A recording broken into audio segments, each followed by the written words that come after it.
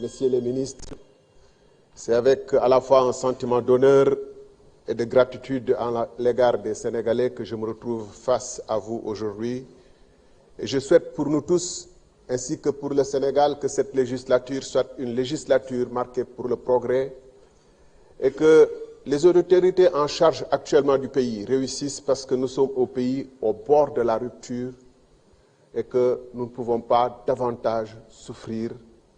d'autres retards ou d'échecs. Monsieur le ministre, ce projet de loi rectificative, de loi de finances rectificative, vient relativement tardivement, puisque vous avez promis aux Sénégalais un changement de politique qui devait se traduire par des changements au niveau du budget, parce que le budget précédent avait été voté par un autre régime, avec une autre vision. Et on s'attendait que dès les premiers mois de votre accession au pouvoir, que les orientations et le fameux projet que vous avez promis aux Sénégalais se traduisent dans le budget et que les projets soient immédiatement mis en place pour que, le plus tôt possible, un autre visage du Sénégal s'esquisse. Ceci étant, puisque nous sommes en train d'examiner ce projet de loi de finances rectificative, je me permets de noter des situations assez curieuses. Ainsi, pendant que les recettes baissent de manière importante par rapport à la loi de finances initiale, 840 milliards, dans le même moment, les dépenses augmentent, ce qui est totalement paradoxal. Parce que pour le coup, vous creusez le déficit de plus de 1500 milliards de francs CFA, alors même que le déficit du Sénégal était abyssal. Monsieur le ministre, dans un contexte international où les gens sont à la chasse contre le déficit, essayer de trouver le budget équilibré, cette situation interpelle le technicien que vous êtes. D'autant plus que ce déficit ne s'explique pas par des investissements tournés pour augmenter la capacité de production du pays. Et on en a vraiment besoin, puisque la campagne électorale agricole vient de le montrer, mais également notre école, notre université qui traverse des crises actuellement, prouve à suffisance que les ressources doivent être virées vers l'amélioration de l'avenir. Or, que constatons? Nous constatons un déficit qui sert essentiellement à subventionner de la consommation aux ménages, l'électricité. Vous me direz, c'est un débat, j'ai été ministre de l'énergie, que la subvention à l'électricité pourrait avoir un sens, mais dans un contexte moyennant. Mais ce déficit est tellement important, et le plus paradoxal, c'est que pendant ce temps, vous continuez à garder une nomenclature de l'administration où il y a des agences pléthoriques qui ne servent à rien. Et donc, de ce fait même, vous continuez à financer un déficit pour maintenir une administration pléthorique. Je ne dis pas une administration politique, je dis des agences qui n'ont aucun sens. Si le temps le permettrait, je pourrais donner des exemples saisissants. Alors,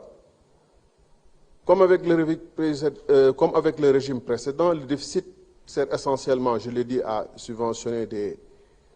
des subventions qui permettent sans doute aux générations actuelles de supporter une situation difficile,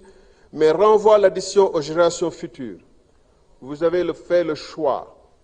de ne pas rationaliser les agences. Et en fait, pour financer le déficit actuel, vous avez un besoin de financement qui se situe à 4 491 milliards, soit bien plus que les recettes du budget. Pour la première fois, je vois que les financements extérieurs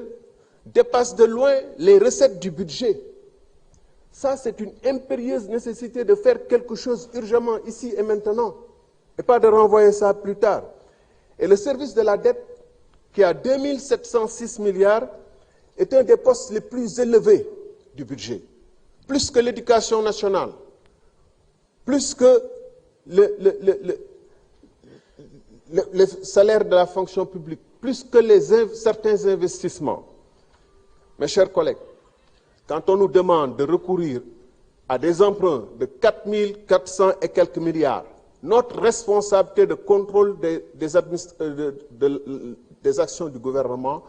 nous demande de voir dans quelles conditions ces emprunts sont faits. Quelles sont les commissions et qui les touchent? Merci. Merci beaucoup, honorable Thierno Alassane Sall. Honorable Awa Dione, vous avez la parole. Honorable Insa Danfa se prépare. Assalamu alaikum. Assalamu alaikum. Monsieur le Président, maa ngi lay nuyu di la ziar lu bare bari di nuyu Monsieur le ministre des Finances di nuyu Monsieur Abbas Fall maa ngi leen di nuyu lu bari le ministre les ministres di yëkkati sama kàddu nag ci sas wi nga xamante ne moom la ñu sénégalais yi sas muy doxal réew mi muy bàyyi suñu xel ci askan wi nekk ci biti moo tax ñu jox ñu tey jii lépp li ñu jox ñuy bàyyi xel nag ne ñun ñépp am nañu sas pour li war a xew ci réew mi benn député bu nekk ci ñun am na tey noo xamante ni la war a taxawee pour bàyyi xelam ak xalaatam ci ni nga xamante ne noonu la njaboot gi di jooyee ci biti may wax ne monsieur le ministre gis naa nga wax ne ci diaspora bi nga def diaspora bon loolu nag ma di la ci bàyyiloo xel bu baax nga bañ ñoo def ni ñi nga xamante ni ñoo fi jóge ñoom ñépp noonu lañ ñu def ndax diaspora bi li ñu mën ñu ngi koy def seen xel yépp a ngi nekk ci Sénégal ñu wàññi ndóol gi ndax nag ñoo wàññi ndóol gi bu dul woon ñoom làmbaay gën a metti ndax boo nee dañ fi daan dugal 2000 milliards te tey ma dégg la nga wax ne am na tuuti bés ba nekk 1600 kanam la jëm ndax diaspora bi tubaab yi comprendre nañu léegi que ne ñun dañuy liggéey di dugal rek suñum réew ñu trouver mécanisme boo xamante ne regroupement familial pour sa famille ñëw dafa xawoon a jafe tey boo gisee boo nee damaa bëgg a indi sama yaay ñu ne la waaw waaw nga ne damaa bëgg a indi sama papa ñu ne la waaw waaw nga ne damaa bëgg a indi sama doom ya nekk Sénégal ñu ne la waaw waaw na yomb pour bëgg lépp des ca dëkk ba dootoo yónneeti dootoo nduggeeti di fa jànge say doom di fa jànge ngay fay non stratégie boobu lañ jël te loolu yëpp ki ñu ko yóbbee nag mooy ñi fi nekkoon te nga xam ni jéemuñu ci ñun dara jéemuñu ci ñun lenn bu ñuy privatiser duñ ñu woo bu ñu jaaxlee service yi di waaj a daanu ñu seeti tubaab yi jaay leen ko dooni kaay jël 20% dooni kaay jël 10% lépp ñu di ko yamale ci seen biir loolu nag yaakaar naa ni monsieur le ministre bàyyi nga ci xel jàppale ñu nga bàyyi ñu xel bu baax a baax a baax loolu yaakaar naa ni sa kii lay doon sa suñu combat lay doon nag may wax aussi itam ne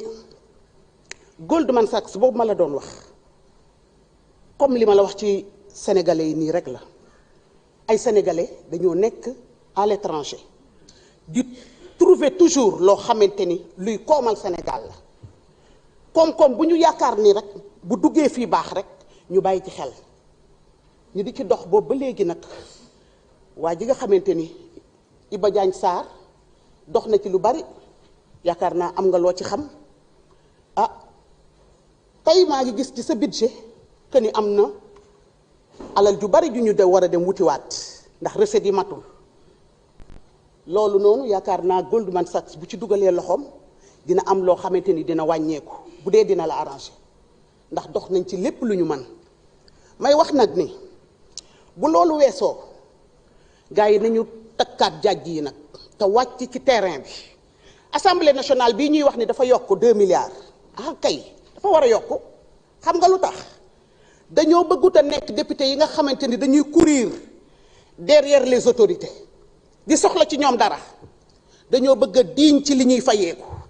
di diiñ ci suñu bopp ba nga xamante ni lépp loo xamante ni ñoo ko ñàkk ku la ko fay nu mu toll na nga fexe ba liggéey ko ni te dinañ ko ni liggéeyee wàcc leen ci terrain bi bañ a mel ni ñi fi jóge am fulla am fayda wante nag ñu couvrir ñu bu baax mettre ñu dans de bonnes conditions ndax nit boo koy yóbbu ci guerre da nga koy jox arme bu mu armé woo te loolu yaakaar naa ni monsieur le président de l'Assemblée nationale di nga ci bàyyi xel loolu mooy suñu combat dañoo bañ a mel ni député boo xamante ni bu séance bi jeexee ñu topp di xaar ay enveloppe ñun xaaruñu dara salaam maa ngi leen di sant bu baax. Merci beaucoup, honorable Awa Dione. Donc, honorable Insa Danfa, vous avez la parole.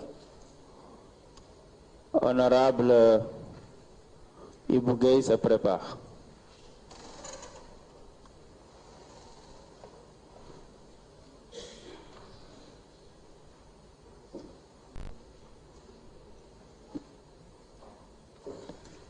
Assalamu alaikum, Monsieur le Président, maa ngi lay nuyu, Monsieur le Ministre, maa ngi leen di nuyu, di leen sant bu baax. Monsieur le Ministre, projet de loi bi dafa am lu ma ki gis loo xamante ni intéressé na ma trop moo tax ma jël parole mooy élargissement des recettes. Intéressé na ma trop parce que Sénégal mooy réew boo xamante